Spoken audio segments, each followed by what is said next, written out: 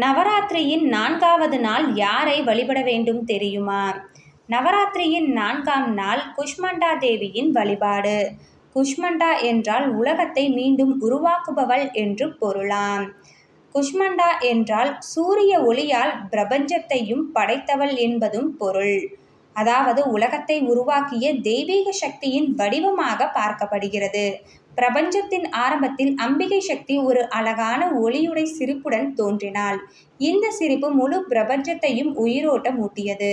நட்சத்திரங்கள், கிரகங்கள், செங்குத்தான ஆறு, மலைகள் அனைத்தும் அவளது சக்தியால் உருவாகியதாக சொல்லப்படுகிறது. தாமரை, ஜபமாலை, கமண்டலம், வாள், வண்ண மலர்கள் போன்றவற்றை குஷ்மண்டா தேவி கையில் இருக்கும். அதாவது குஷ்மண்டா தேவியின் ஒளியால் பூமி, வானம், கடல் உயிரினங்கள் எல்லாம் உருவாகின என்பது இதற்கு அர்த்தமா? குஷ்மண்டா தேவியை வழிபட்டு ஜபம் செய்தால் ஆரோக்கியம், செழிப்பு, வளம் கிடைக்கும். மனம் நிம்மதி, ஒழுக்கம், தனிமையை ஒழுக்கும் சக்தியையும் பெறலாம்.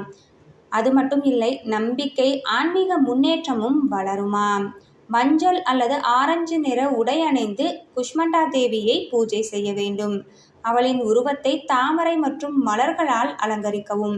ஜபமாலை மற்றும் கமண்டலம் கொண்டு தரிசனம் செய்யலாம். தினமும் ஒளியேற்றி தீப ஆராதனை செய்ய வேண்டும். நவராத்திரியின் 4வது நாள் குஷ்மண்டா தேவியை வழிபடும் போது நெய்வேத்தியமாக பச்சை பட்டாணி சுண்டல், பால் கலந்த பாயாசம் செய்வது மிகவும் சிறப்பான ஒன்றாக பார்க்கப்படுகிறது.